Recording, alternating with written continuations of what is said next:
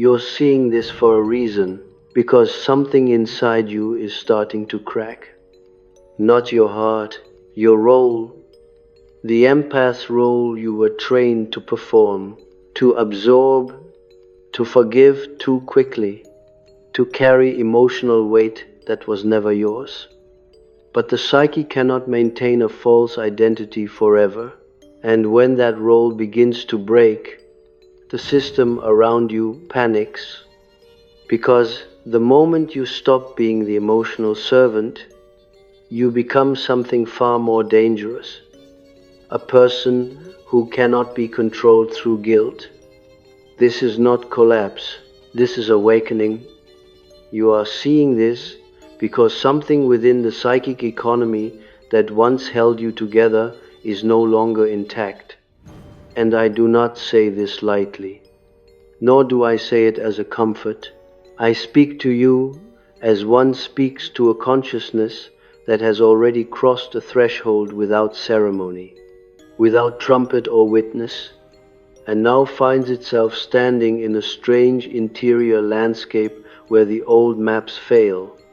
When the empath role begins to crack, it does not announce itself as a crisis of kindness or morality, but as a faint disturbance in the depths, a pressure that no longer dissipates through understanding, a fatigue that cannot be cured by rest, a silence that grows precisely where meaning once flowed most freely.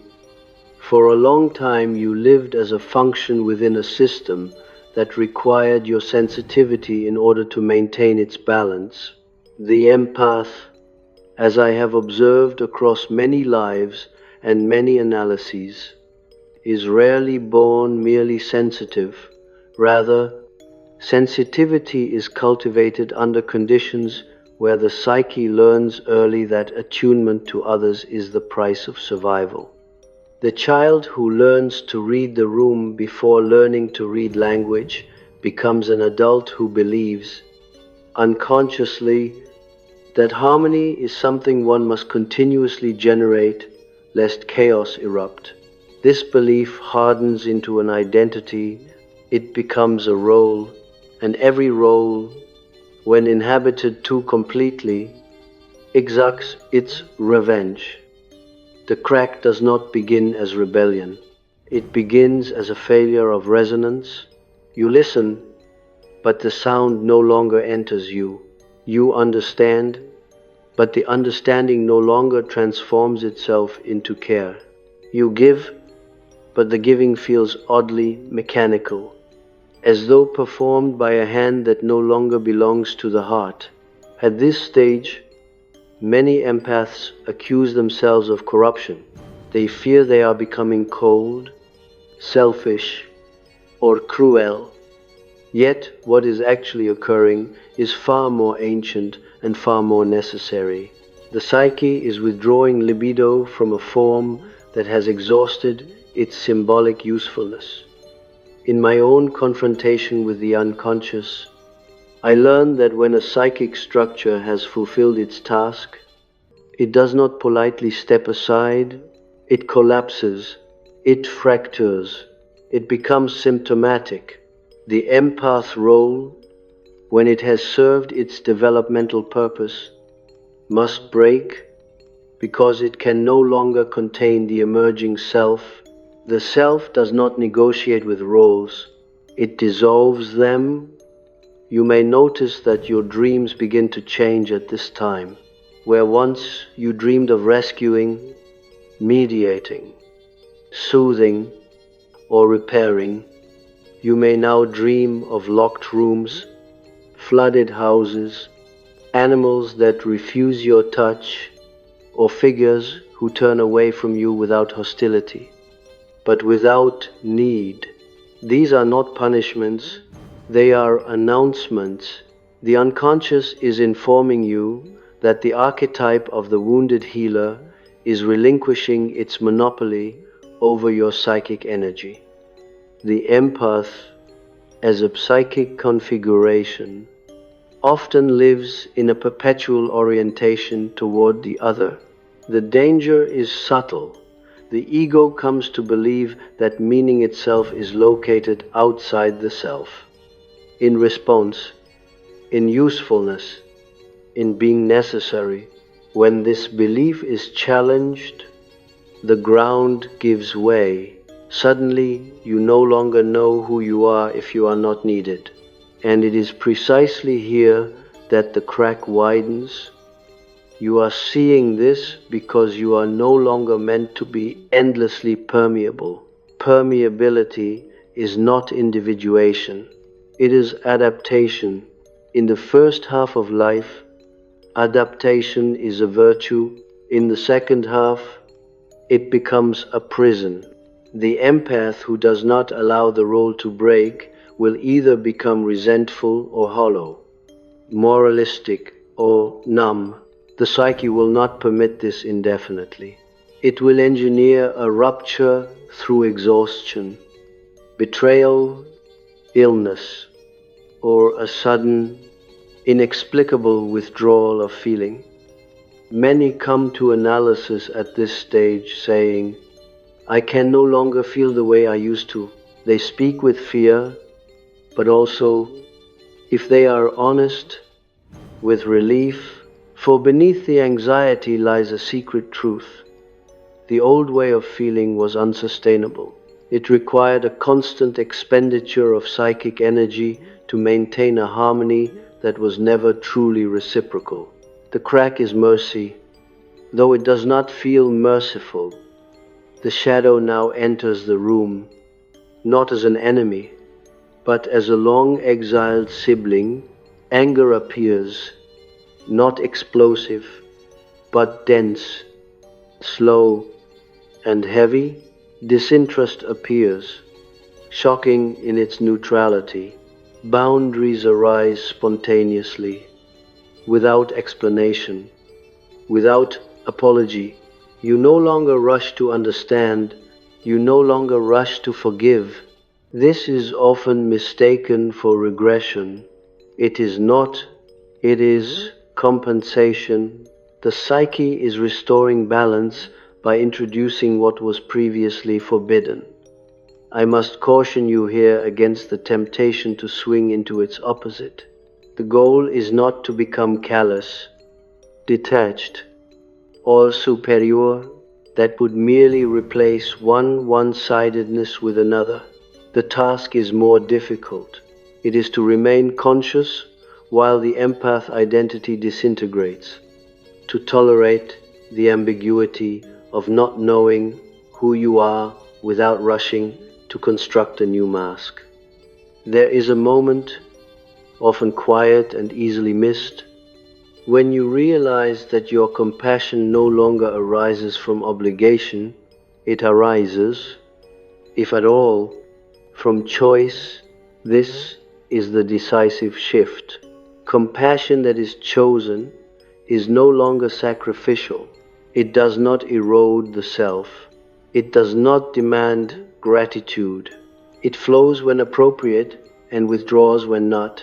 The psyche, relieved of its compulsion, begins to breathe. You are seeing this because the unconscious has judged you capable of surviving without constant mirroring. This is no small thing. Many remain trapped in the empath role for an entire lifetime, mistaking depletion for virtue. To be released from it is to be forced into a deeper solitude, one where your inner figures speak more loudly than the demands of the outer world.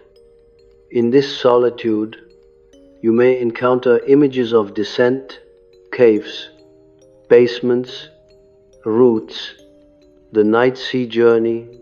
These are not signs of depression, though they are often misdiagnosed as such.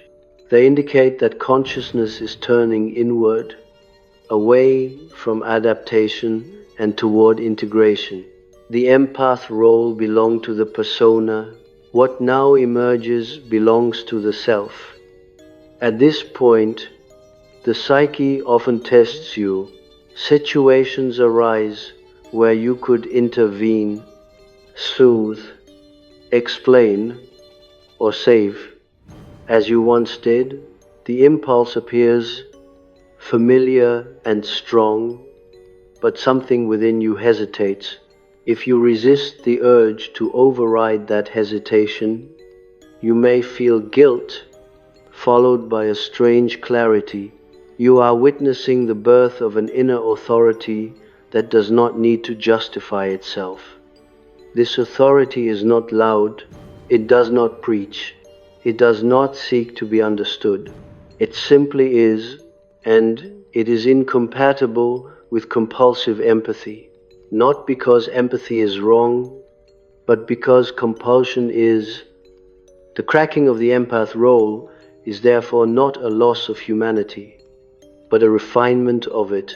What falls away is not care, but the unconscious bargain that demanded self-erasure in exchange for belonging. What remains is more austere, more selective, and infinitely more real. I speak to you now as one who has watched many undergo this passage and turn back in fear, reconstructing the old role with new language. Do not be deceived. If the role is cracking, it is because it can no longer carry what you are becoming. To cling to it would be to fracture the psyche more violently later.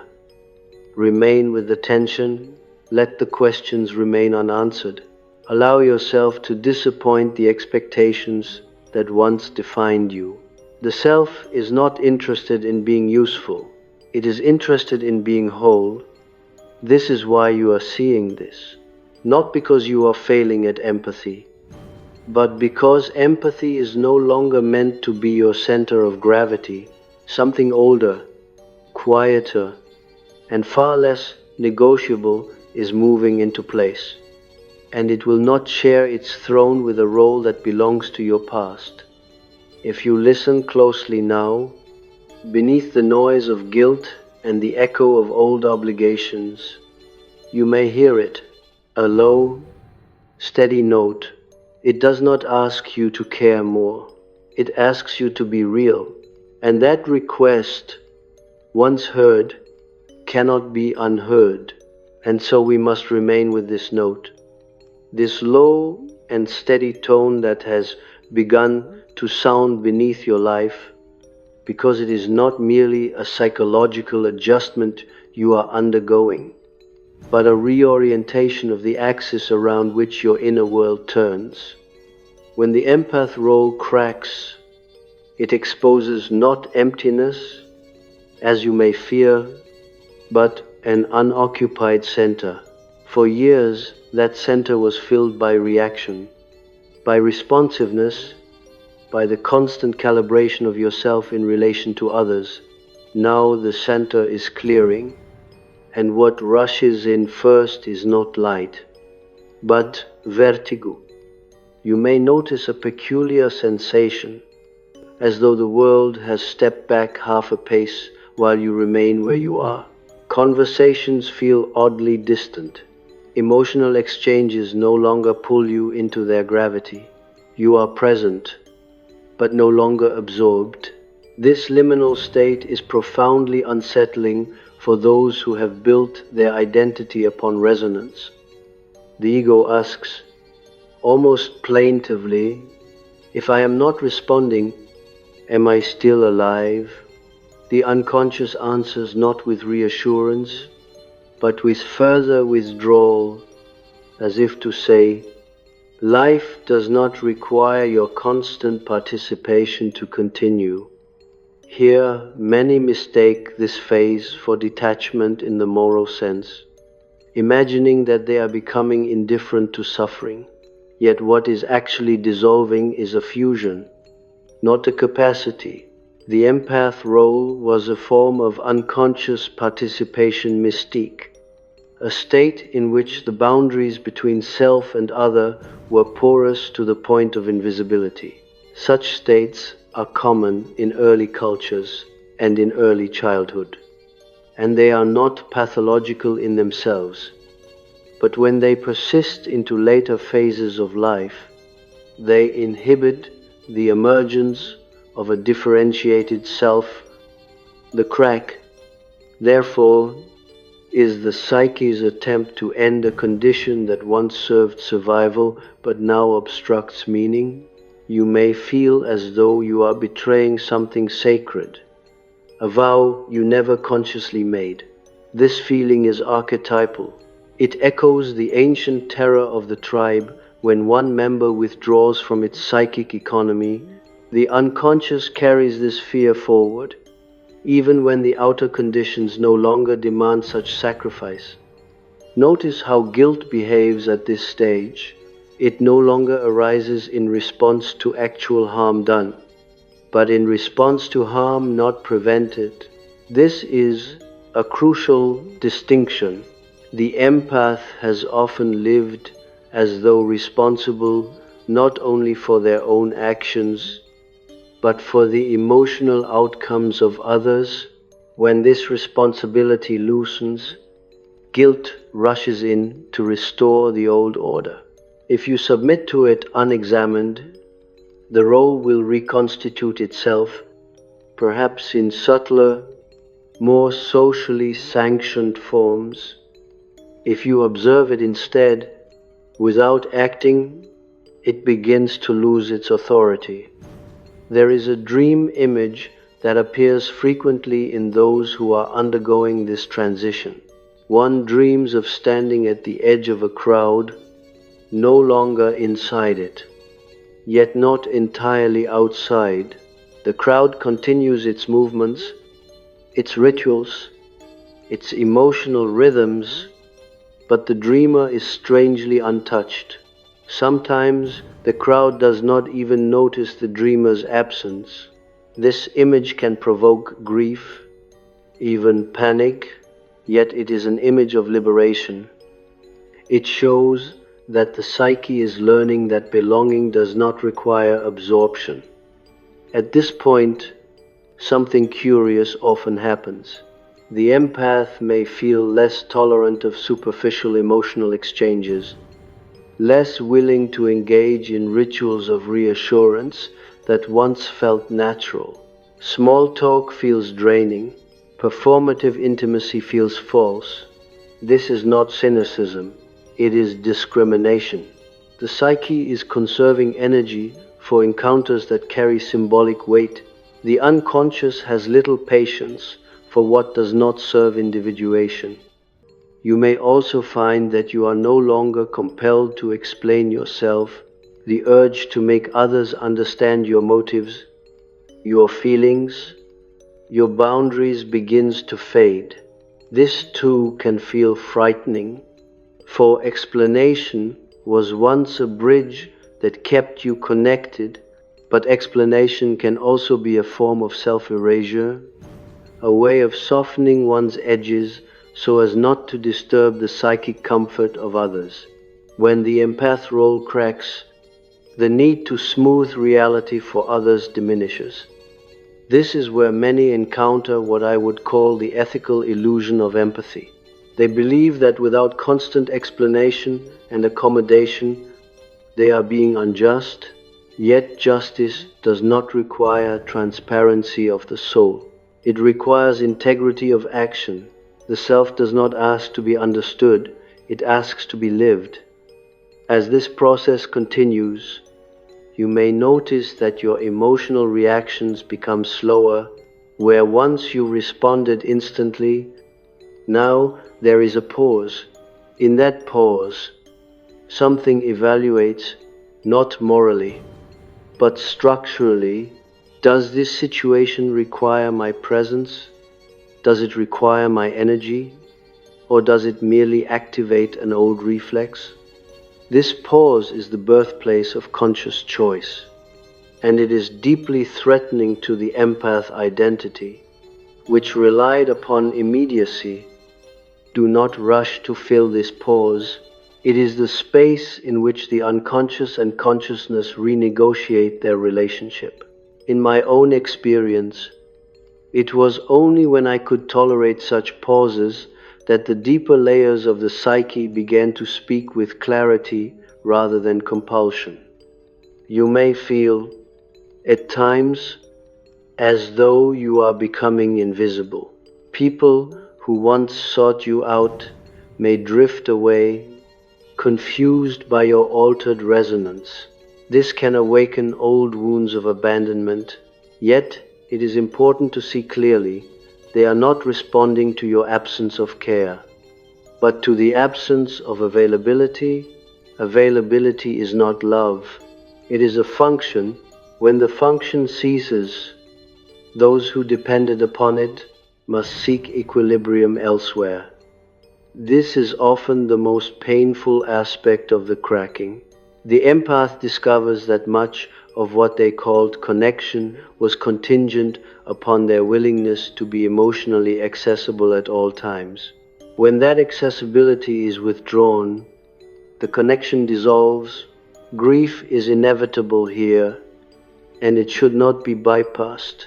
But neither should it be interpreted as proof that the withdrawal is wrong. Loss accompanies every genuine transformation. As the old role disintegrates further, a new inner figure may begin to appear in dreams or fantasies. Often it is a solitary figure, sometimes older, sometimes genderless, sometimes animal, sometimes almost mythic in its bearing. This figure does not rescue, it observes. It stands at a distance, calm and unperturbed. This is an image of the emerging self, or at least of a new relation to it.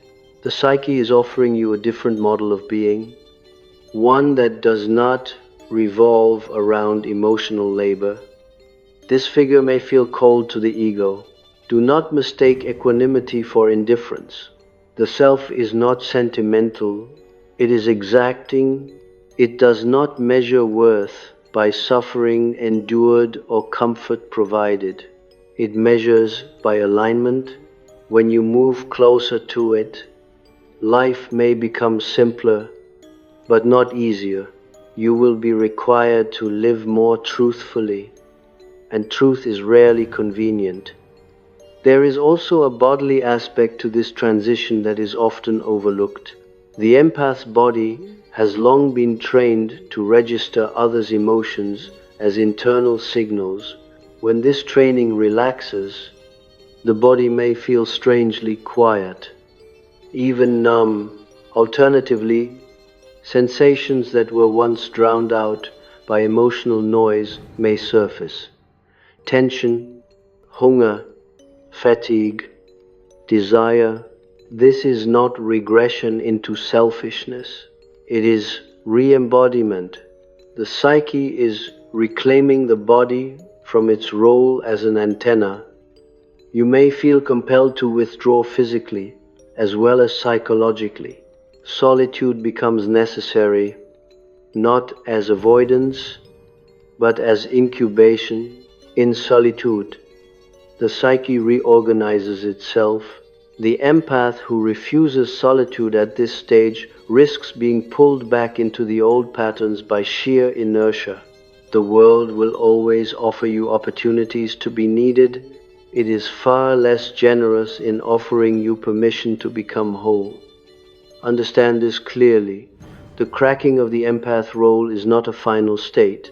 It is a passage. If you attempt to live permanently in negation, in refusal, in emotional withdrawal, the psyche will again correct you. The aim is not to eradicate empathy, but to free it from compulsion and identity. Empathy must become one function among many, not the organizing principle of the personality. In time, if you endure this passage consciously, you may discover that your compassion returns in a different form. It is quieter. It does not rush. It does not seek recognition. It does not deplete you. It arises when the situation truly calls for it, and it withdraws without guilt when it does not. This compassion is no longer fused with your worth. It is an expression, not a sacrifice. You are seeing this because the psyche is inviting you into a more differentiated relationship with life. The old economy, in which you traded yourself for harmony, is no longer viable. A new economy is forming, one in which energy flows according to meaning rather than need. Stay with the uncertainty. Do not demand that this process justify itself immediately. Individuation never argues its case in advance. It reveals its necessity only in retrospect. For now, it is enough to know that the cracking you feel is not a failure of your humanity, but a sign that something more essential is pressing forward from within, asking not to be useful, not to be kind, but to be true. And it is precisely here, in this demand to be true rather than agreeable, that the deepest anxiety of the empath is stirred, for truth does not promise to preserve relationships as they were. Truth rearranges, it reorders, it exposes asymmetries that empathy once concealed beneath understanding. When the empath role cracks further, you may begin to perceive patterns that were always present but previously neutralized by your willingness to absorb tension. You see how often peace was maintained at the cost of clarity, how harmony depended upon your silence, how emotional equilibrium in others was achieved through your internal dissonance. This perception can be unsettling, even bitter. The danger at this stage is not hardness, but moral inflation. One is tempted to say, I have been used, and to solidify this realization into a new identity, that of the awakened sufferer. But the unconscious does not dismantle one illusion merely to replace it with another. You were not used in the simplistic sense. You participated.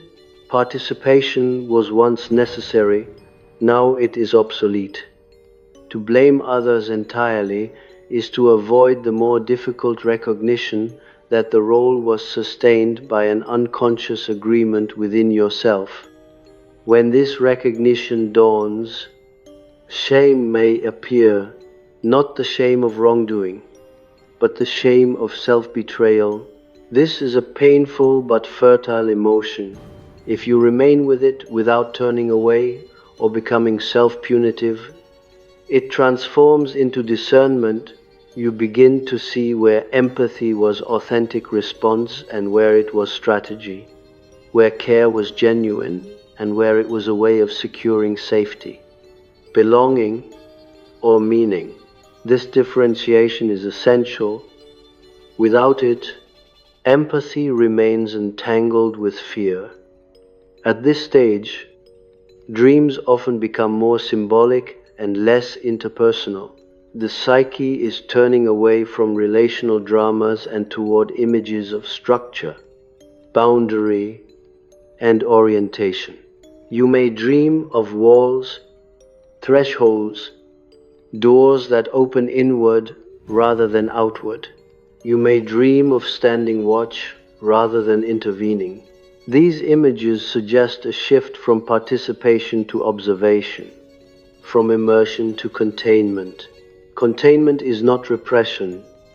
It is the vessel that allows psychic contents to be held without spilling into action prematurely. The empath, in the old configuration, often acted as a container for others' emotions. Now, the psyche demands that you become a container for your own. This requires a different kind of strength. Feelings arise that you once discharged immediately through understanding or support. Now they remain, they circulate, they seek meaning rather than release. If you attempt to expel them by returning to old patterns, you will feel immediate exhaustion. The body will protest.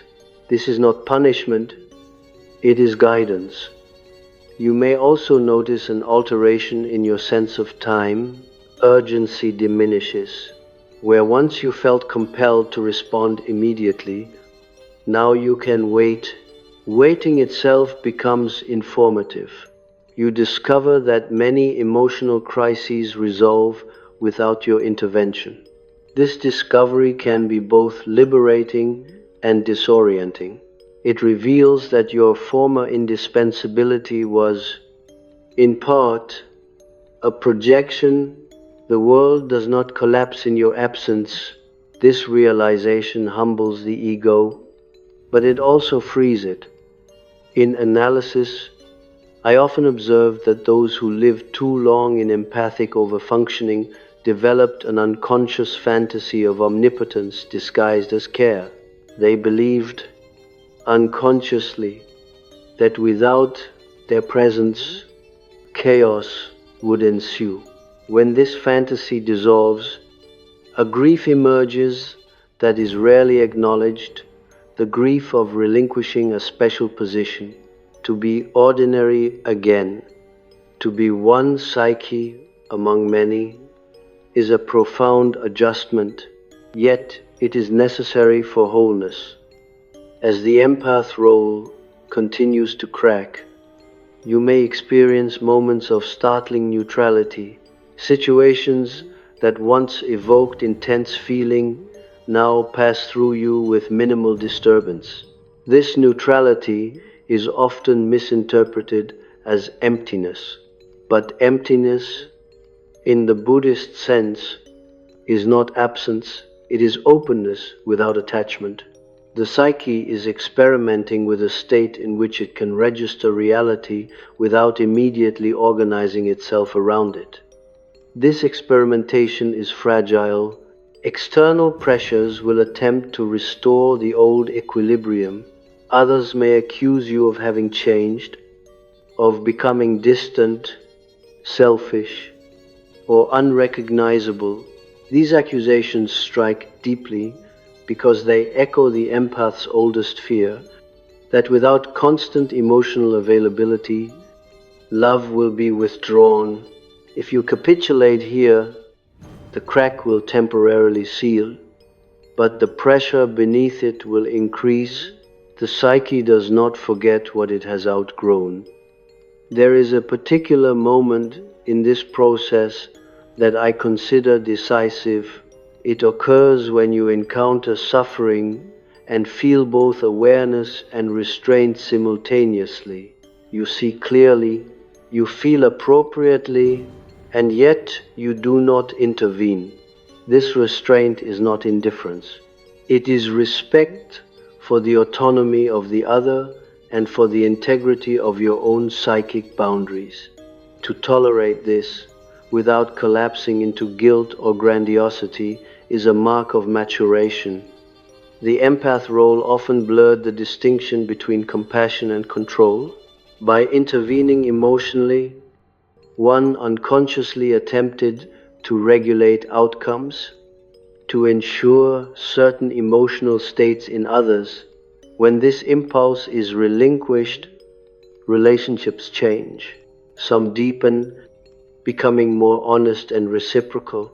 Others dissolve, revealing that their foundation was dependency rather than connection. Both outcomes are instructive. As this reconfiguration stabilizes, you may begin to sense an inner alignment that was previously absent. Decisions become simpler, though not easier. You no longer weigh every action against the anticipated emotional reactions of others.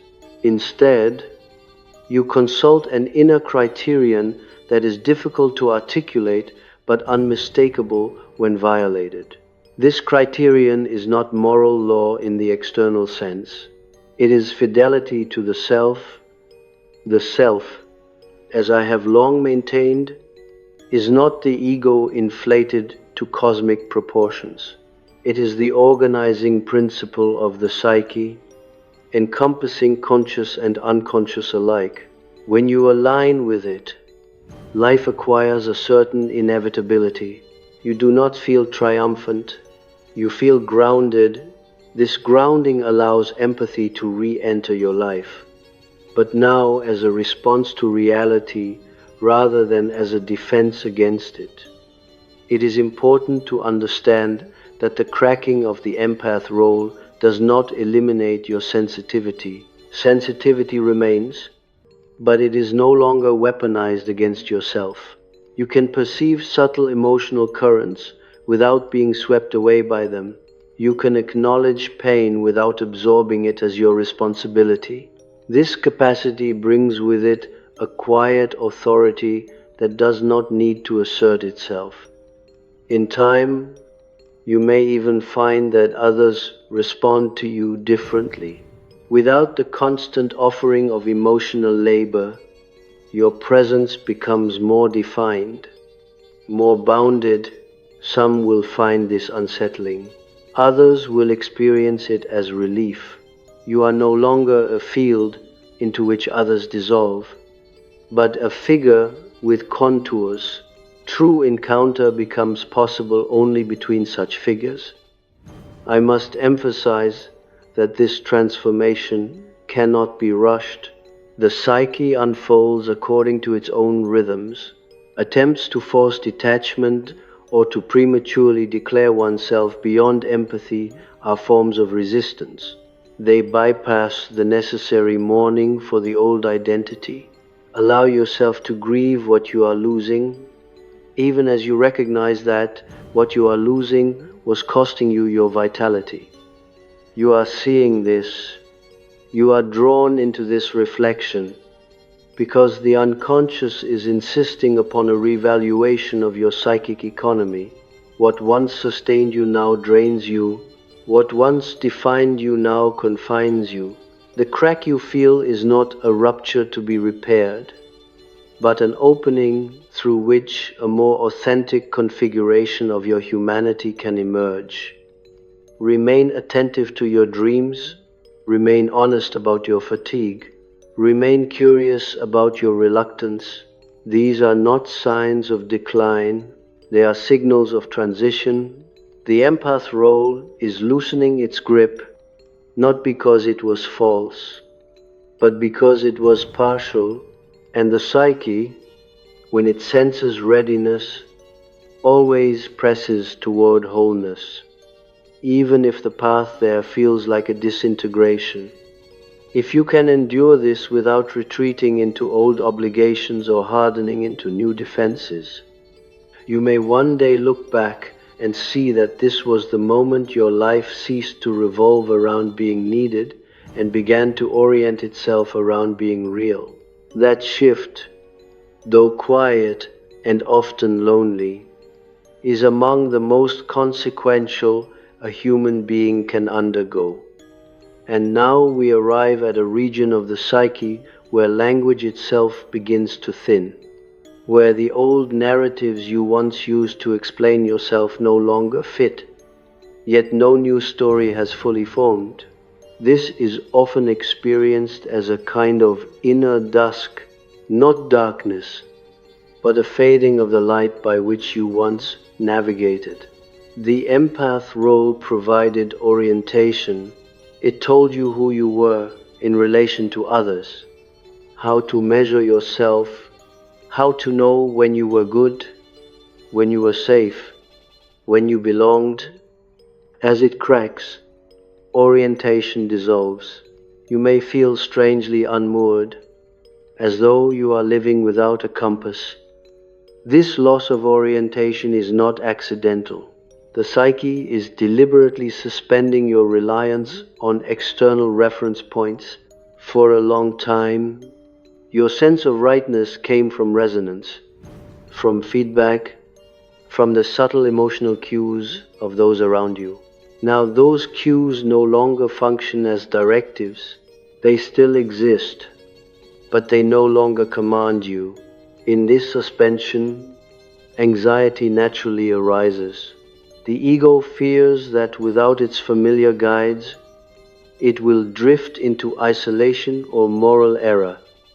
Yet the self is not concerned with comfort, it is concerned with truth. You may notice that your inner dialogue changes tone during this period. The voice that once urged you to understand, to accommodate, to soften, grows quieter.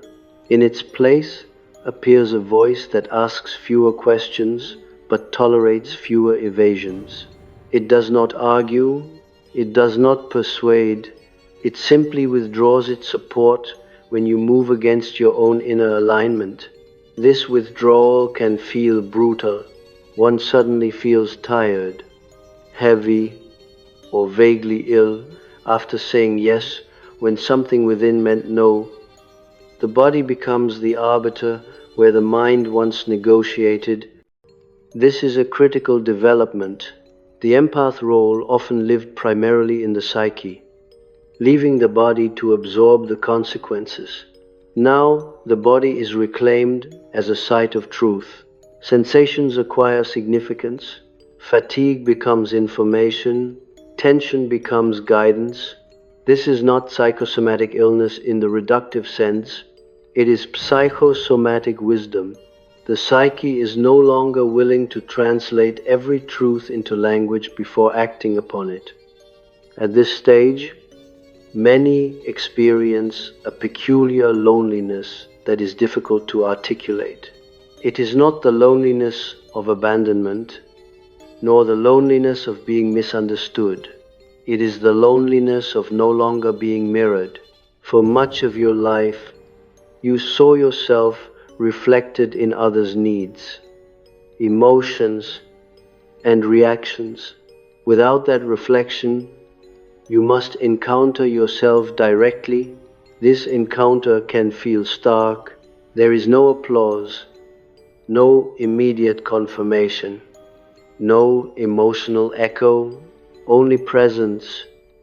This presence may initially feel barren, but if you remain with it, without rushing to fill it with distraction or service, it begins to reveal a different quality.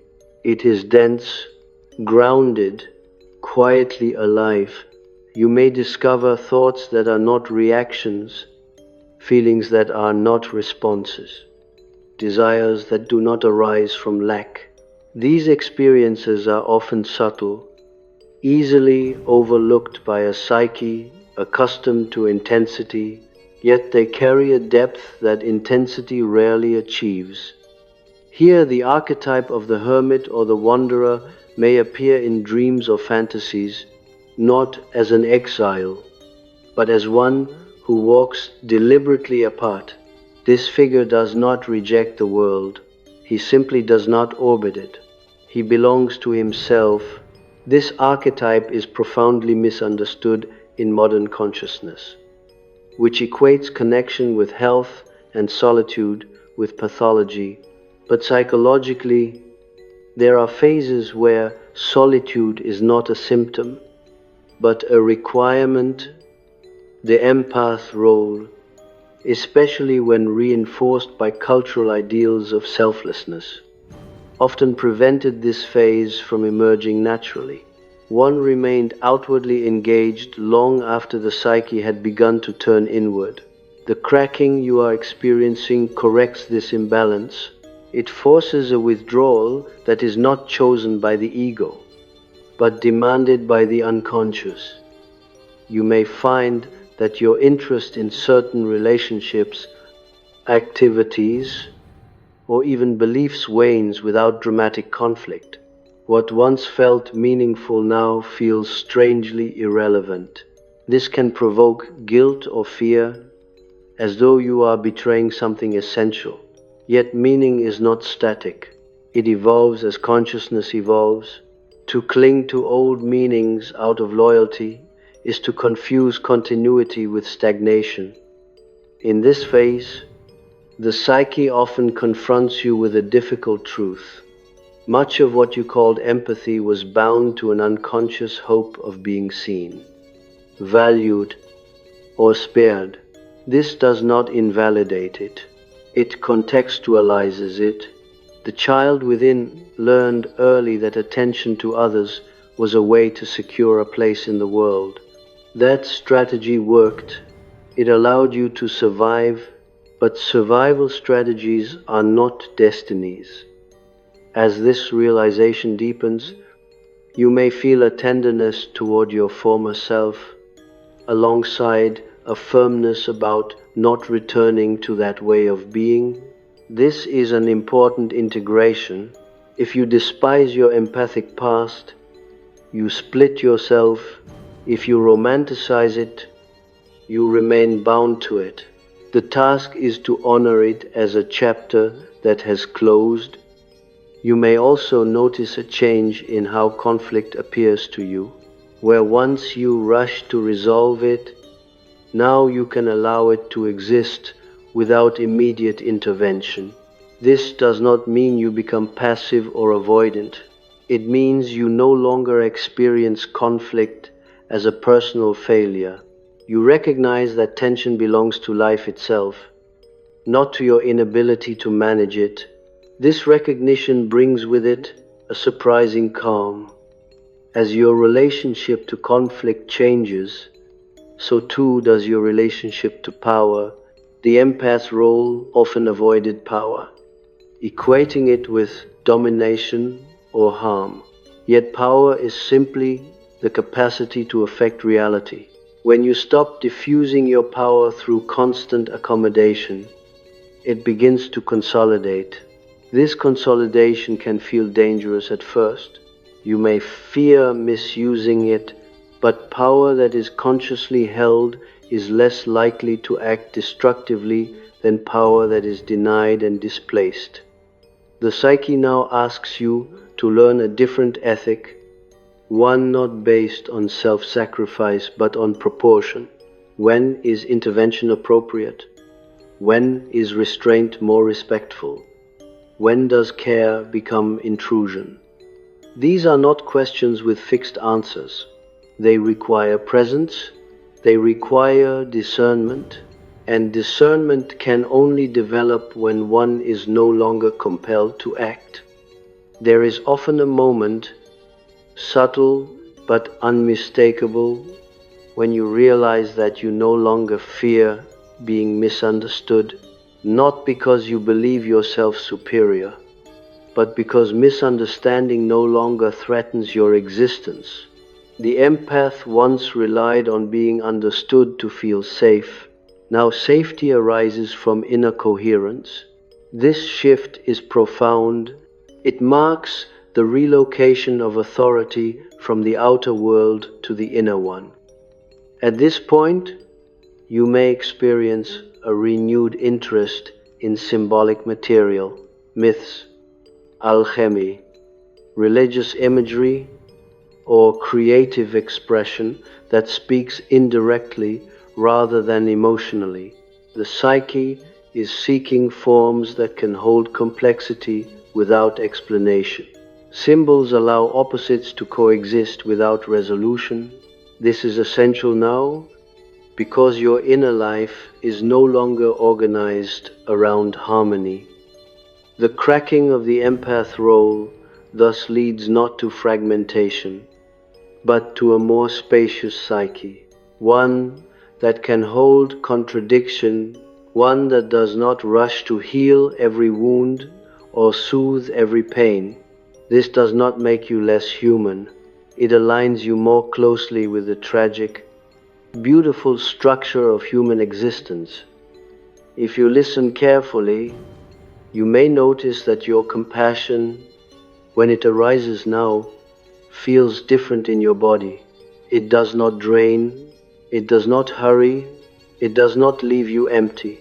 It feels grounded, almost impersonal, as though it flows through you rather than from you. This is compassion aligned with the self, not with the persona. It does not seek to be known as compassion. It simply responds. You are still in the passage. The cracking is not complete, nor should it be rushed toward completion. The psyche unfolds according to rhythms that cannot be forced without consequence. Trust that what is dissolving because it has given all it can. Trust that what is emerging does not yet need a name. Remain attentive, not vigilant. Remain honest, not harsh. Remain present, not reactive. The empath role is loosening, and in its place, a more differentiated humanity is taking shape, one that can feel without drowning, care without disappearing, and stand alone without becoming isolated. This is not an easy path. It offers fewer consolations and fewer certainties, but it offers something rarer, a life lived from an inner center that does not depend on being needed to justify its existence. And once that center is felt, even dimly, the psyche will not permit you to forget it. And as this inner center begins to make itself felt, however faintly, you may notice that your relation to silence changes. Silence was once something to be filled, bridged, softened. Now it becomes inhabited, it has weight, it speaks without words. In this silence, you are no longer scanning for emotional cues, no longer anticipating needs. You are simply present. This presence can feel almost unnatural at first, like a limb that has fallen asleep and is slowly regaining sensation. There is awkwardness, there is vulnerability, there is also a strange dignity. The empath role thrived on movement, emotional circulation, constant adjustment, perpetual responsiveness. Stillness was dangerous because it exposed what lay beneath the role. Now stillness becomes unavoidable. Life itself seems to slow you down. Interruptions appear where once there was flow. Plans dissolve, energy retracts. This is not sabotage. It is the psyche enforcing a pause long postponed. In this pause, memories may surface that you did not expect to revisit.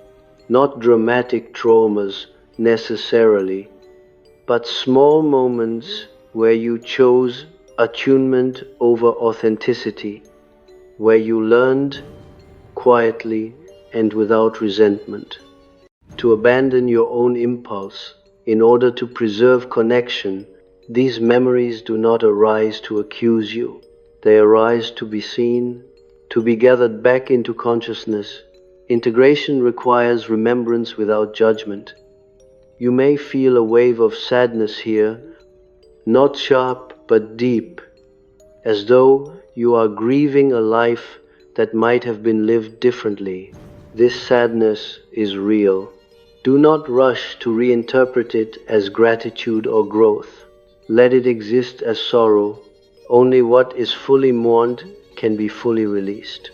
The empath often skipped mourning by immediately understanding, forgiving, or contextualizing. Now mourning demands its own space.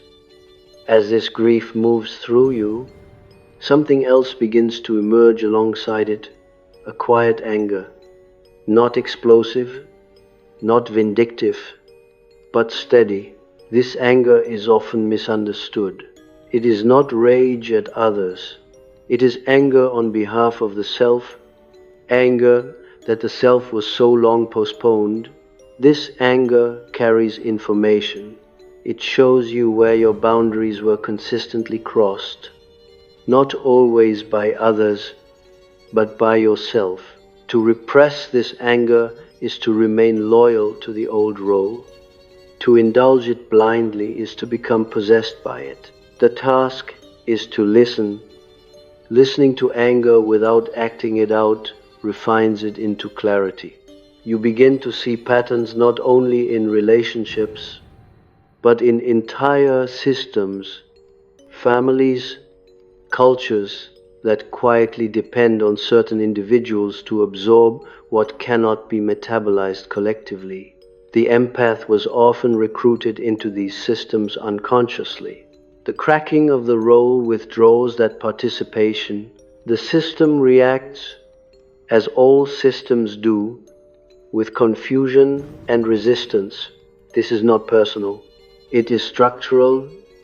At this point, you may feel an impulse to explain yourself, to announce your transformation, to justify your withdrawal.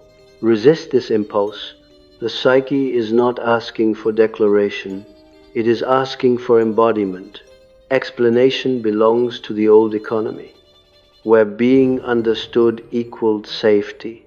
Now safety arises from congruence between inner and outer life. Words may follow later. If they are needed, often they are not. As your inner authority consolidates, you may notice that your decisions become less dramatic. There is no longer the need for emotional intensity to confirm importance. A simple sense of rightness or wrongness suffices. This simplicity can feel anticlimactic, especially to a psyche accustomed to emotional depth as proof of meaning. Yet depth does not require intensity, it requires alignment. You may also find that you are less interested in being seen as good. This is a subtle but profound shift. The empath role was often entwined with a moral identity. To be caring was to be virtuous. To withdraw was to be suspect. As this moral framework loosens, you enter a more complex ethical terrain, one where goodness is not measured by sacrifice alone, but by honesty, proportion, and respect for psychic limits. This terrain is less reassuring, but more real. In this phase, the question, "Who am I if I am not this?" may arise repeatedly. Do not rush to answer it. Identity, in the deeper sense, is not constructed. It is discovered through living. The self reveals itself gradually through choices made without compulsion, through refusals that feel clean rather than defensive, through engagements that do not deplete you. Over time, a pattern emerges. You recognize yourself not by role, but by rhythm. Rhythm replaces obligation as your organizing principle. You begin to sense when to engage and when to withdraw, when to speak and when to remain silent. This rhythm is not rigid. It adapts, but it is yours. To violate it feels immediately wrong, not because of guilt, but because of inner dissonance. To honor it brings a quiet satisfaction that does not depend on external affirmation. You may be surprised to find that some forms of intimacy deepen in this new configuration. When you are no longer compulsively attuned, your presence becomes more selective, more intentional. Those who meet you there encounter something rarer than constant availability, genuine contact. Others will drift away. Let them. Loss is not always a sign of failure. Sometimes it is the price of truth. The cracking of the empath role also alters your relation to suffering. You no longer rush toward it as a call to action, nor do you turn away from it. You can sit with it, witness it, acknowledge its reality, without immediately assuming responsibility for its resolution. This capacity is often mistaken for coldness by those who equate care with intervention. But psychologically, it represents a maturation of compassion, one that honors the other's journey as distinct from your own. As this matures, you may find yourself less inclined to offer advice, reassurance, or interpretation. Silence becomes a form of respect. Not all pain needs to be understood. Not all confusion needs to be clarified. Some experiences demand to be lived through without mediation. The empath role once intervened here reflexively. The self now restrains that impulse. In the background of all this, something stabilizes. A sense of inner continuity that is not shaken by others' moods or crises. This continuity is not rigidity, it is coherence. You remain yourself across situations. This is perhaps the most significant change of all.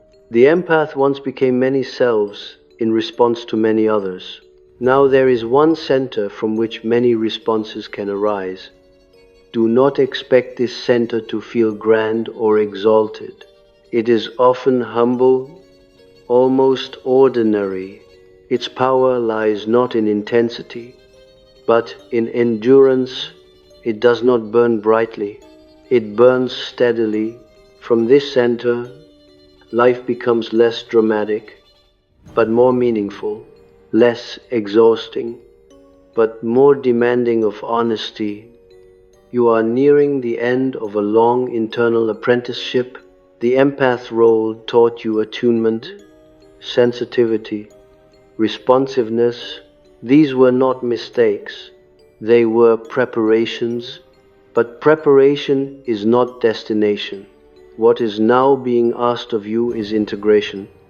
To carry sensitivity without self-erasure, to offer care without compulsion, to stand in relation without dissolving into it. The cracking you felt at the beginning was not a breakdown, it was a loosening of a form that had become too small for what you are becoming. If you have stayed with this process, if you have resisted the urge to retreat or to harden, you may now sense a quiet confidence that does not need to announce itself. This confidence is not certainty. It is trust in your capacity to respond truthfully to life as it unfolds. And so I say this to you plainly, without ornament. The empath role was never meant to be your final form. It was a bridge. You have crossed it. To linger upon it now would be to block your own passage. Walk on, not with bravado, not with bitterness, but with the sobriety of one who knows that wholeness demands sacrifice, and that the sacrifice required here was not your heart, but your compulsion to give it away. Remain faithful to what is emerging, even if it is still unnamed. The psyche knows where it is going, long before the ego does. And if you listen carefully, beneath the fading echoes of who you were, you may already hear the steady footsteps of who you are becoming. As you remain with this new center, you may discover that the world begins to address you differently. Though nothing outward has been declared, situations arise that once would have automatically enlisted your empathy, yet now they hesitate, as if sensing that the old access point is no longer available. This can feel uncanny. It is as though the psyche has altered its posture, and the outer world, which is never as separate from the inner as we imagine, adjusts in response. You are no longer immediately readable in the way you once were. Your emotional transparency, once effortless, has thickened into something more opaque, not deliberately hidden, but no longer offered. This opacity is not deception, it is containment, and containment, psychologically speaking, is one of the highest achievements of maturation. Only what is contained can be transformed. What is endlessly expressed remains unchanged. At this stage, you may become acutely aware of how often you once lived ahead of yourself, anticipating needs, outcomes, emotional trajectories. The empath lived in the future tense, forever preempting rupture. Now consciousness returns to the present. This return can feel disorienting at first. Without anticipation, there is uncertainty. Without preemptive care, there is risk. Yet this risk is precisely what makes genuine encounter possible.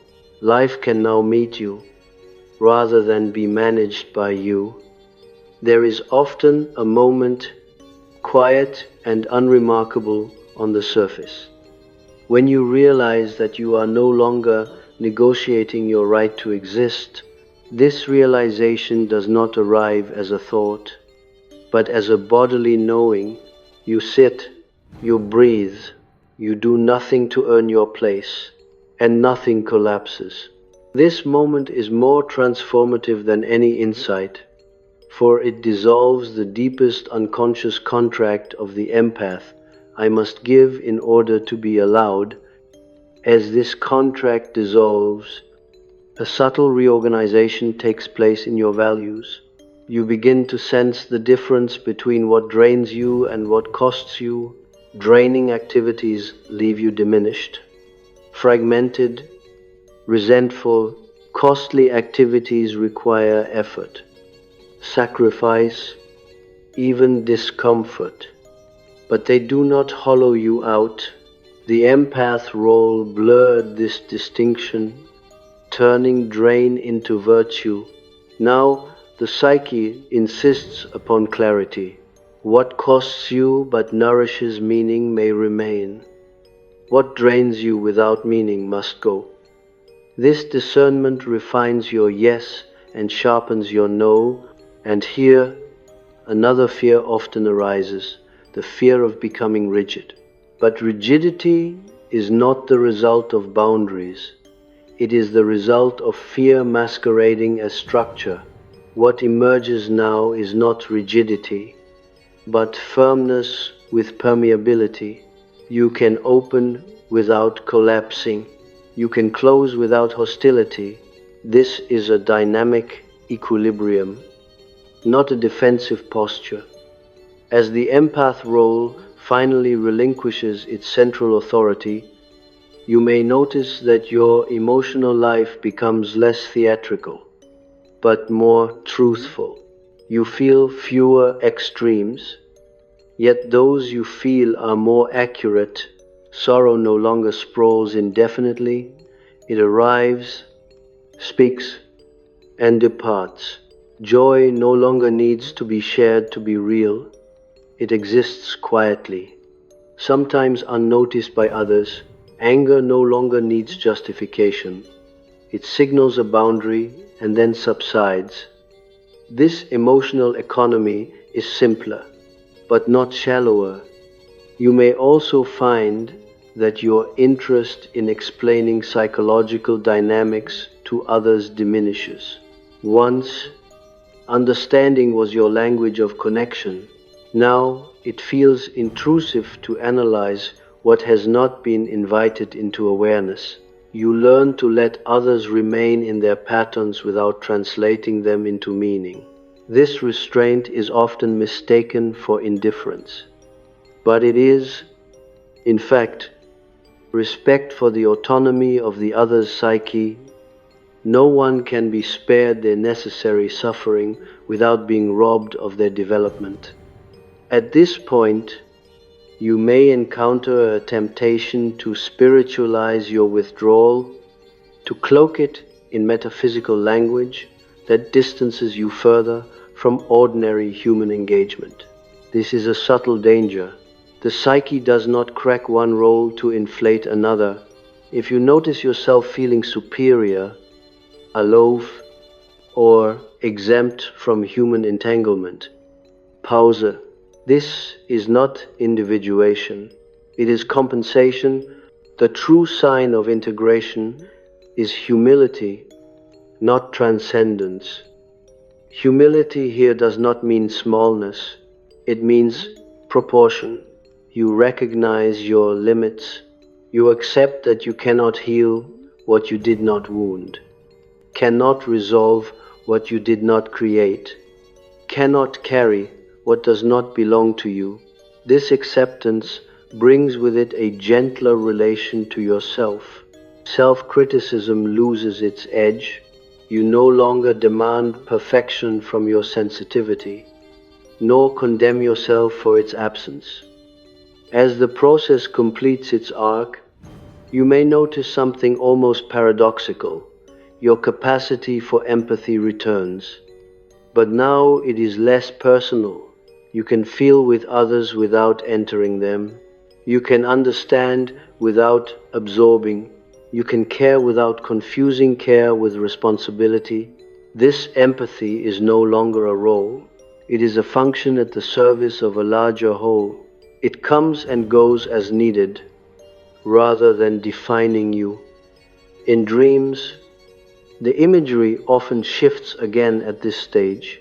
Where once there were thresholds and solitary figures, now there may be images of balanced structures, bridges firmly anchored on both sides, or landscapes that are neither wild nor controlled, but inhabited.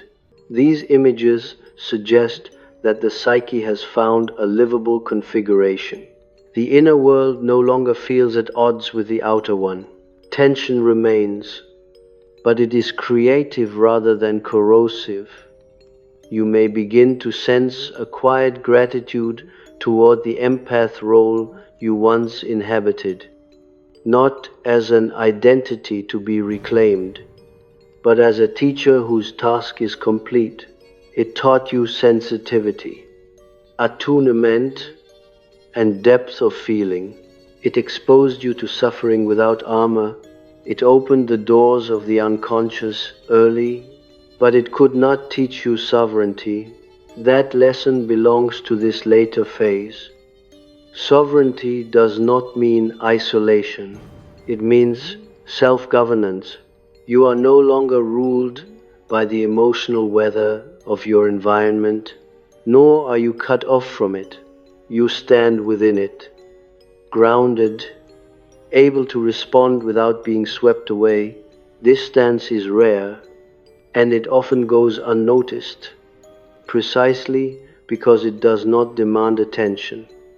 There is a certain quiet joy that accompanies this integration, though joy may not be the right word. It is more like relief. Relief from constant vigilance, relief from emotional overextension, relief from the endless task of maintaining harmony at your own expense. Life does not become easier in the superficial sense, but it becomes less distorted. You meet it as it is, not as it must be managed. At this point, the question of identity resolves itself not through definition, but through lived continuity. You stop asking who you are, because your actions arise naturally from your center. You recognize yourself in your choices, in what you tolerate and what you refuse, in how you give and how you withdraw. Identity becomes experiential rather than conceptual. This is the completion of the cracking, not the destruction of empathy, but its relocation. It no longer sits on the throne of your psyche. It takes its rightful place among other capacities: discernment, courage, restraint, creativity, solitude, engagement. The psyche breathes more evenly now. The extremes that once dominated your inner life soften into gradients. If you look back, you may realize that what you once feared losing was never your true humanity, but a particular way of surviving, and survival, while necessary, is not the same as living. Living begins when the psyche no longer organizes itself around fear of loss, but around fidelity to what is real. You were never meant to disappear into others, nor were you meant to harden against them. You were meant to become someone who can stand in relation without surrendering your center. The empath role was an initiation, not a destination. Its cracking was the signal that initiation had succeeded. And so, if you are still here, still listening inwardly, still tolerating the ambiguity of this transformation, Trust that the work is doing itself through you. You do not need to force completion. Completion reveals itself as a quiet settling, a sense that nothing essential is missing, even when much has changed. The psyche does not congratulate you for this. It does not reward you with certainty. It simply grants you something more valuable: the ability to live without betraying yourself in order to belong. When that ability is present, even imperfectly, the empath has not vanished, they have become whole. Then let us remain a little longer, not because something essential is missing, but because psychological completion is not the same as narrative closure. The psyche does not end with a conclusion. It settles, it quiets, it finds its own level. What follows is the last deepening, the slow tapering that occurs when a long inner storm has finally spent its force and the air becomes breathable again. You may notice now that the urgency which once accompanied your inner life has largely disappeared. There is less pressure to arrive, to resolve, to define. This absence of urgency can feel strange, even unsettling, because for so long intensity was mistaken for aliveness. The empath often lived in a state of chronic alertness, a subtle readiness to respond, repair, or adapt. When this alertness relaxes, the nervous system enters unfamiliar territory. Calm feels suspicious. Stillness feels undeserved. Yet this calm is not emptiness, it is regulation. With regulation comes a new capacity, patience with complexity. You no longer need immediate emotional coherence. Contradictions can exist without forcing resolution. You can feel tenderness and firmness toward the same person. You can grieve a loss without romanticizing it. You can acknowledge your limits without shame. This capacity marks a decisive psychological shift. The psyche is no longer organized around avoidance of discomfort, but around tolerance of truth. Truth, as you now experience it, is quieter than you once imagined. It does not announce itself through dramatic insight or emotional release. It reveals itself through consistency. You notice that your energy no longer leaks in the same places. You recover more quickly after interaction. You are less haunted by what you did not say or could not fix. This is not because you have become indifferent, but because you are no longer over-identified with outcome. The empath role once tied your sense of goodness to results. Was the other soothed? Was harmony restored? Was suffering reduced? Now goodness is measured differently.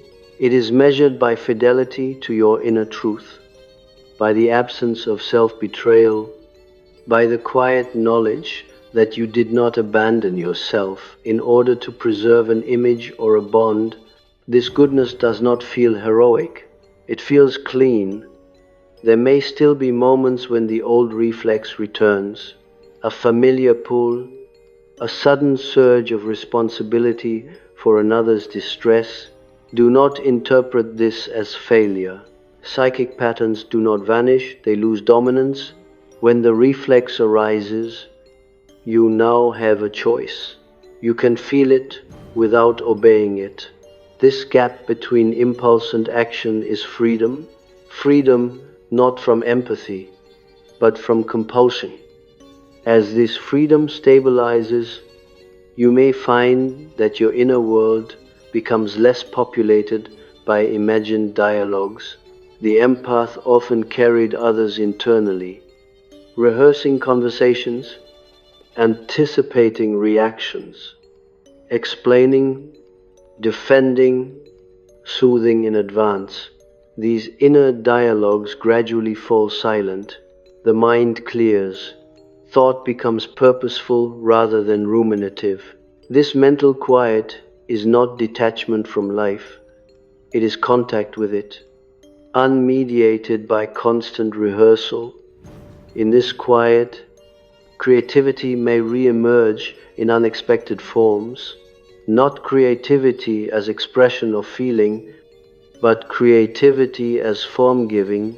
You may feel drawn to shaping, building, ordering, or distilling experience into something that does not ask to be emotionally consumed. This is the psyche's way of externalizing its new structure. What was once lived internally as endless accommodation now seeks expression as form, boundary, and meaning. You may also discover a new relationship to authority, both internal and external. External authority loses its hypnotic power. You no longer automatically defer to emotional intensity, moral urgency, or collective expectation. At the same time, you do not feel compelled to rebel. You simply evaluate. Authority becomes contextual rather than absolute. This evaluation arises naturally from your center. It does not require justification. Internally, authority consolidates without theatrics. You trust yourself more, not because you believe yourself infallible, but because you are no longer divided against yourself. Even when you err, the error does not shatter you. You adjust, you learn, you continue. The empath once experienced mistakes as threats to belonging. Now, mistakes are experiences, nothing more. There is a subtle but profound shift here in how you relate to love. Love is no longer confused with rescue, endurance, or emotional labor. Love becomes presence without obligation, care without self-erasure, commitment without captivity. This love is less dramatic and more enduring. It does not require suffering to authenticate it. It does not fear distance. It does not dissolve when it is not mirrored immediately. Some relationships will not survive this shift, not because you have withdrawn love, but because love was never the organizing principle. Dependence was. When dependence dissolves, the relationship either reorganizes on a new footing or fades. This is not cruelty. It is reality asserting itself. As the empath role fully relinquishes its central position, you may experience moments of unexpected gratitude toward life itself.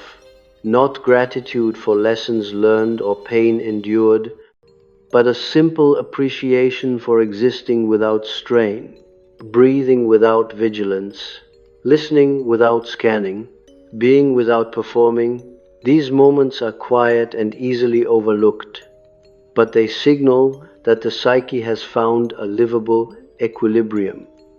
In dreams, the imagery often becomes more ordinary at this stage. You may dream of daily activities, simple journeys, familiar landscapes. This ordinariness is significant. It indicates that the psyche no longer needs dramatic symbols to announce transformation. The work has been integrated into the fabric of daily life. The unconscious no longer presses for attention through disturbance. You may notice that you are less interested in explaining your inner journey to others, not because it is secret, but because it no longer needs validation. The empath once needed to be seen to feel real. Now reality is internal. Sharing becomes optional rather than necessary. When you do speak, your words carry less urgency and more weight. This weight is not heaviness, it is gravity. People may sense it without understanding it. Some will feel drawn to it, others will feel unsettled by it. You no longer feel responsible for managing these reactions. This is perhaps one of the clearest signs that the empath role has truly transformed. At this point, the question is no longer, how do I care, but what is mine to carry? This question does not have a universal answer. It changes with context, with season, with inner capacity, but you now trust yourself to feel the answer rather than reason it out. This trust is the fruit of the entire process. If we look at this psychologically, we can say that empathy has been integrated into the self rather than governing the persona. It is no longer the axis around which everything turns. It is a function in service of wholeness. When empathy is integrated in this way, it becomes sustainable. It no longer requires depletion to prove sincerity. You may realize quietly and without ceremony that you are no longer afraid of being alone, not because you reject connection, but because solitude no longer feels like abandonment, it feels like home. From this home, you can enter a relationship freely, without desperation or defense. You choose connection rather than needing it. This does not mean life becomes smooth. Suffering remains, loss remains, conflict remains, but you meet these realities as yourself, not as a function designed to absorb them for others. This changes everything. Suffering no longer defines you. Loss does not dissolve you. Conflict does not destabilize your center. The empath role once asked you to disappear in order to belong. What has emerged now asks you to remain present, whole, and bounded. This is not selfishness. It is psychological adulthood. And so, if there is anything to say at the very end, it is this: the cracking you felt was not a failure of empathy, nor a corruption of your nature. It was the psyche reclaiming what had been given too early, too completely, and for too long. It was the beginning of a life lived from within rather than for others. You did not lose your heart, you recovered it. And having recovered it, you are no longer required to give it away in order to prove that you are human.